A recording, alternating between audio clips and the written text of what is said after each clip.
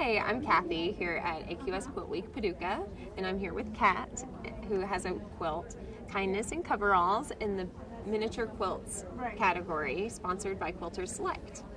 Hey, Kat. Hi there. Hi. Congratulations on having your quilt in our show. Thank you so much. I'm so honored.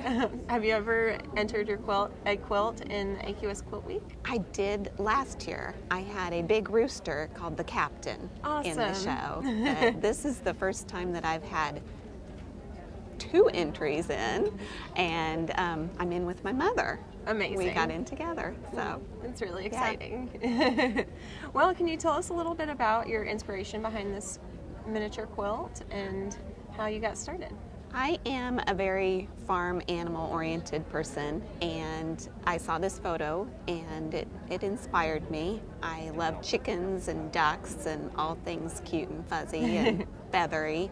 And another photographer, Alicia Nicole, had taken this photo, and I asked her permission to use it as a reference, and I got the little boy. And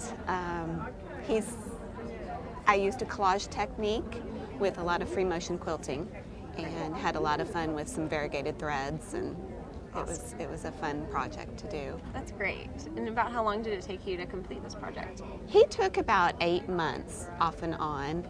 I was almost done and I was at my mother's and I just wasn't happy with his face.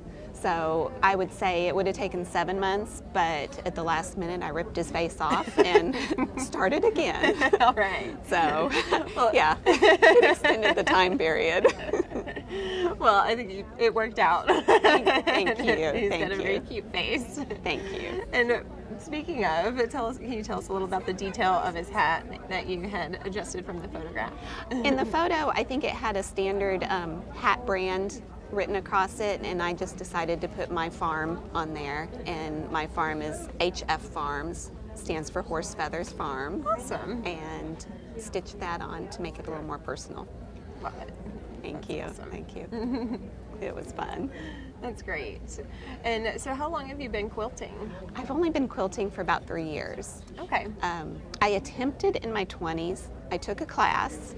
I was living in Colorado at the time. I took a class, and it was just a basic quilting. And on the second class, the teacher came up to me and was like, "Honey, I think you need to pick another hobby." Oh no. Quilting is not for you. And my mother, who's a big quilter, had always encouraged, she wanted me to start quilting because she said it's just so therapeutic and it's just a great outlet. But that class discouraged me, I have to say. I did find another hobby for 30 years, did other things, got busy with life, and then I just decided I want to try it again. And so I sat down with my mother and we picked a pattern, or I picked a pattern. It was a little bit harder than she expected I would pick, and wasn't real confident in my ability. And we did it. It's still an unfinished project in my closet.